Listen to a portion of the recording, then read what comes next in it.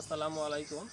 সুপ্রিয় দর্শক শ্রোতা, অভিযান নিউজ টিভির পক্ষ থেকে আপনাদের সকলকে স্বাগতম।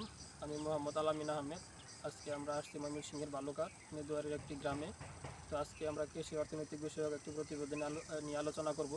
বর্তমানে গ্রামীণ প্রেক্ষাপটে আমন ধানের মৌসুম। তো এই আমন ধান নিয়ে আলোচনা করব। আপনারা দেখতে পাচ্ছেন যে এই আমন ধানের মৌসুমের কত সুন্দর এবং প্রাকৃতিক সৌন্দর্য লীলাভূমি হয়ে উঠছে এই গ্রামটি, যা সকলের মনকে খুব সুন্দর এবং ভালো করে তুলছে।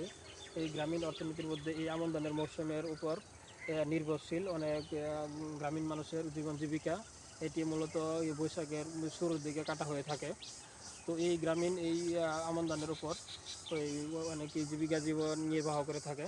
তো সুপ্রিয় দর্শক শ্রোতা, এই সময়টাতে গ্রামের পরিবেশ অত্যন্ত সুন্দর থাকে এবং ভালো থাকে। তো এই পরিবেশের জন্যই অনেকে এই গ্রামকে ভালোবাসেন। তো সুপ্রিয় দর্শক শ্রোতা, গ্রামীণ অর্থনীতি বিষয়ক প্রতিবেদন আরও পেতে অভিযান নিউজ টিভির সাথেই থাকুন। ধন্যবাদ। আসসালামু আলাইকুম।